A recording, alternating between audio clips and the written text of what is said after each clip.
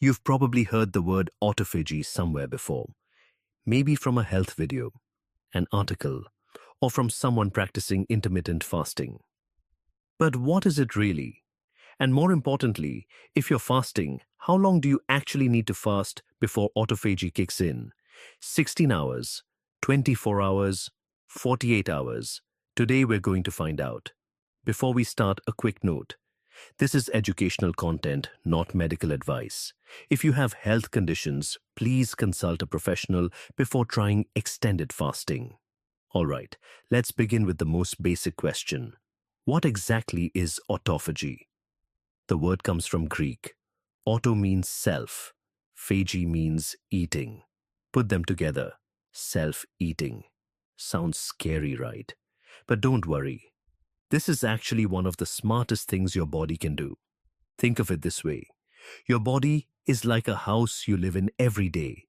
You cook in it, move around in it, live your life in it. And over time, things pile up. Old furniture, broken stuff in the corners, dust in places you don't notice. At first, you don't see it. Everything still works fine.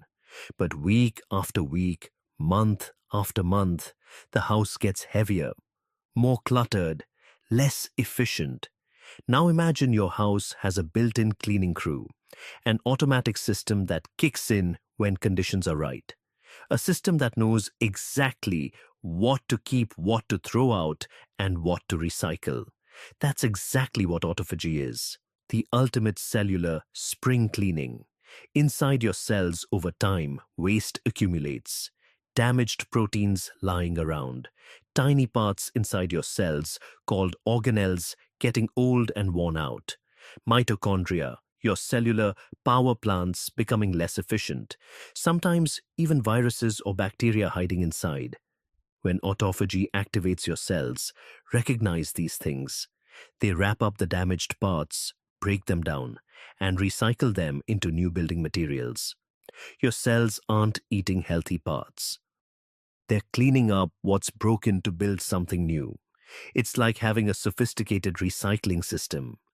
Take what's broken, break it down further, and reuse the materials to create brand new structures. And this isn't just theory. In 2016, Japanese scientist Yoshinori Ohsumi won the Nobel Prize in Medicine for his research on autophagy. He spent decades studying this process, starting with a simple experiment. He starved baker's yeast cells and watched what happened under a microscope. What he saw changed biology forever. When deprived of nutrients, cells started eating their own damaged parts to survive. And he discovered the genes controlling this process. Genes that humans have too. This is globally recognized science, not pseudoscience, hard biology. Osumi's discovery opened an entirely new field of research. Scientists now know that autophagy plays a role in fighting infections, preventing cancer, and protecting against neurodegenerative diseases like Alzheimer's and Parkinson's. When autophagy works well, your cells stay clean and efficient. When it doesn't work well, damaged components pile up. And that accumulation is linked to aging and disease. So the next question is, how do you activate this process? And how long do you need to fast? To answer that, we need to understand what actually happens inside your body when you stop eating. The first thing to understand is this. Autophagy is not an on-off switch. It's not like you fast for 16 hours click and autophagy turns on. It's more like a dimmer switch. You know those switches that let you gradually brighten a light? Autophagy works like that. The longer you fast, the brighter it gets. And there's no single magic number for everyone. Every body is different. But science gives us a pretty clear picture of this journey. Let's walk through it stage by stage. Stage 1. 0 to 12 hours. This is the warm-up phase. When you've just eaten, your body has glucose readily available from your meal. Insulin is released to manage energy, pushing glucose into cells. In the first hours after eating, your body uses this glucose.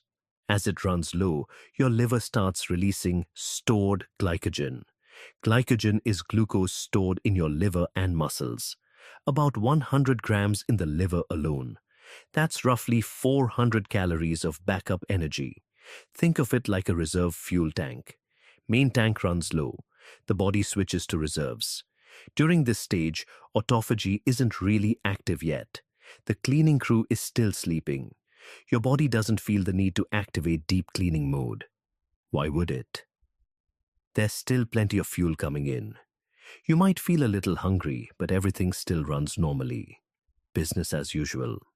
Stage 2, 12 to 18 hours. This is when the shift begins. Glycogen stores are running low. Insulin drops significantly, and your body realizes something important. Okay, glucose is running out. Time to find another fuel source. At this point, your body starts switching to burning fat for fuel. Your liver begins producing molecules called ketones, an alternative energy source made from fat. Think of it like this. The main fuel tank is almost empty. Your body is preparing to switch to backup power your stored fat. And here's the beautiful thing. Your body has been doing this for millions of years. It knows exactly how to make this switch. Autophagy starts waking up. The dimmer switch begins to glow faintly. But it's still slow, not running at full power yet. You might feel more noticeably hungry during this phase. That's your body adjusting, learning to switch fuel sources. It's a transition period, and this is where things start getting interesting. Stage 3, 18 to 24 hours. This is the critical window. Ketones are now being produced steadily. And here's the amazing part. Your brain can use ketones as fuel. In fact, the brain runs quite well on ketones. Some research suggests it's actually a cleaner, more stable energy source for the brain. Your brain isn't starving, it's adapting. Insulin is now very low, and this is crucial. When insulin is low, the genes related to autophagy get activated more clearly. Low insulin is like a green light for your cells to start cleaning. The dimmer switch is getting brighter. The cleaning crew is starting to work for real. Cells begin sweeping up damaged proteins, worn-out organelles, cellular debris that normally slows things down. And many people feel the change at this stage. Mental clarity. The brain shifts from foggy to sharp. Focus improves. Ideas come more easily. You stop thinking about food constantly. It's like cleaning your house's electrical wiring. Everything works better, faster, more clearly. One more thing. Hunger might actually decrease. Sounds strange, right? Fasting longer, but feeling less hungry. But it's real. When your body fully switches to burning fat and producing ketones, it stops screaming for glucose. It's found a stable energy source. No more energy roller coasters, just calm, steady fuel. Have you ever felt this moment when your brain suddenly becomes sharper during a fast? Let me know in the comments. This mental shift isn't placebo, it's evolution. Ancient humans needed to stay sharp when food was scarce. They needed to think clearly to find their next meal. Your body in fasting mode is returning to that primal alertness. It's working harder, faster, and smarter. Stage 4, 24 to 48 hours. This is the high activity zone. Autophagy is now running at high levels. Cells throughout your body are actively cleaning. And here's something fascinating. Not just body cells, but brain cells too.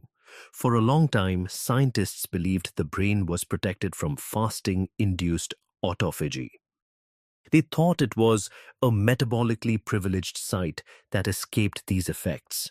They were wrong. Animal studies show something remarkable. After 48 hours of fasting, autophagy in brain cells increases dramatically. We're talking about a significant jump. The brain isn't being starved, it's being cleaned, renewed. This might explain why fasting has been practiced for mental clarity across cultures for thousands of years. Buddhist monks, Ramadan fasting, ancient Greek philosophers, different cultures, same observation. Fasting sharpens the mind. Additionally, a protein called BDNF increases during this phase. Scientists sometimes call BDNF fertilizer for the brain because it helps nerve cells grow, connect, and survive. It supports learning memory and the growth of new neural connections. The immune system also begins a reset process. Old inefficient immune cells get cleared out, making room for new ones. Your body is literally renewing itself from the inside. This is the golden zone for many people. The dimmer switch is shining bright. But this is also when you need to listen to your body carefully. Fasting 12 hours or more isn't for everyone. If you're new to intermittent fasting, don't rush into this zone. Your body needs time to adapt. Build up gradually. Your energy during this phase might be surprisingly high. Some people feel more alert than usual, or you might feel tired.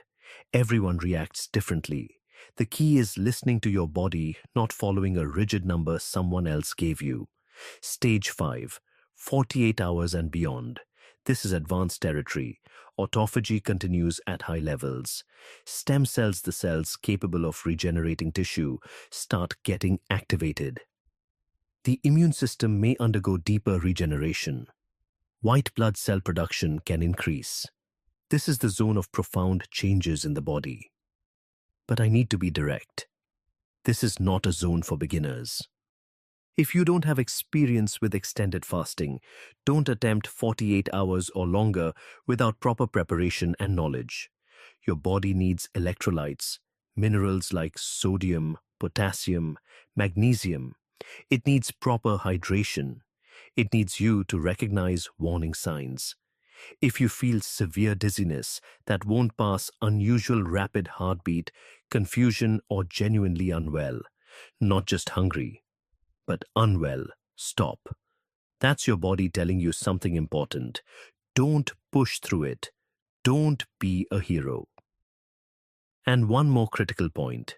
How you end your fast matters just as much as how you start it. After a long time without food, your digestive system is resting. Digestive enzymes are low. Your gut is sensitive.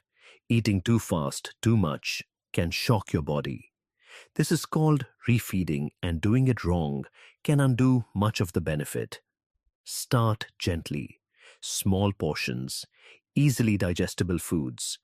Then gradually increase. Don't dive into a huge feast right after a long fast. The way you break your fast can either lock in the benefits or undo much of what you've achieved. Take it seriously. Also, certain people should not attempt extended fasting at all. Pregnant or breastfeeding women, people with a history of eating disorders, those on medications that require food, people with serious blood sugar issues.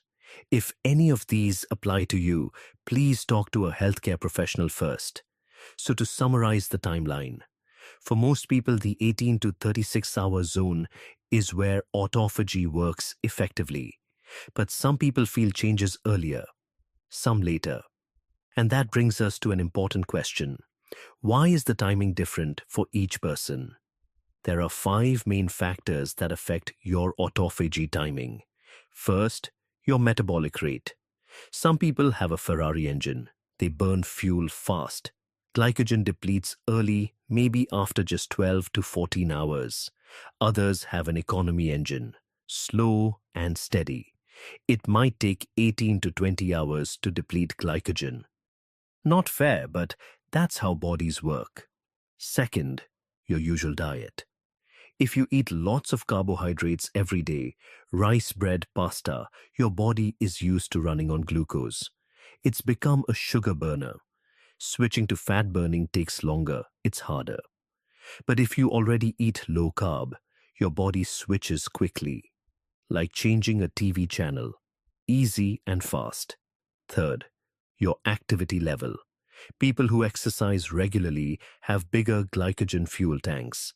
Muscles store more glycogen. So if you work out 5 days a week, it might take 18 to 20 hours to deplete glycogen. Less active. Smaller fuel tank depletes faster. Ironically, being sedentary gives you a small advantage here. Fourth, your age. As we get older, the autophagy system slows down, like old machinery starting up slower. Research suggests autophagy naturally declines with age, which may contribute to the accumulation of cellular damage over time. But this is also why fasting might be more important as you age. It helps wake up a sleeping system. It gives your body the signal to start cleaning again. That's actually good news. You can support your autophagy system at any age. Fifth, your fasting experience. The first time you fast, your body panics. Where's the food? What's happening? It resists. That's natural. But after several times, your body learns. It becomes metabolically flexible, switches to fat burning faster, activates autophagy more smoothly, like a well-oiled machine. Scientists call this metabolic flexibility. This is one of the rare areas where experience actually gives you a superpower. The more you practice intelligently, the better your body gets at it. Here's the encouraging part. You can train this. Every time you complete a fast, your body gets a little better at making the switch, a little faster at entering the autophagy zone. It's like building a muscle. The more you use it, the stronger it gets. So if your first few fasts feel difficult, that's normal. Your body is learning. Keep going. It gets easier. So how do you know when your body has entered the autophagy zone? You don't have a lab at home. You can't measure autophagy directly, but your body talks to you if you know how to listen. There are 3 indirect signals that you might be in the autophagy zone. Signal 1, mental clarity. Your brain shifts from foggy to sharp. You stop thinking about food constantly. Focus improves. Ideas come more easily. It's not magic, it's chemistry. This is a sign ketones are fueling your brain. And when ketones are active, autophagy is usually active too. Signal 2, stable energy. At first, when fasting, your energy might go up and down like a roller coaster. Alert one moment, tired the next. Then suddenly, everything stabilizes. Steady, even, no more midday crashes. Your body has found a stable energy source from fat. Signal 3, hunger fades. Sounds strange, but it's real. Intense hunger at first, then it just disappears. Your body stops screaming for food. It's found a way to fuel itself. Please note, these are indirect signs, not direct proof that autophagy is happening. But they show your body is in a state where autophagy typically occurs. The connection between these signs and autophagy isn't coincidental. Ketosis and autophagy are tightly linked. They are both responses to the same metabolic state. Low insulin, low glucose, the body in conservation and repair mode. When you notice these signals, there's a high chance your cellular cleaning crew is hard at work. Now, let's return to our original question. How long should you fast to trigger autophagy?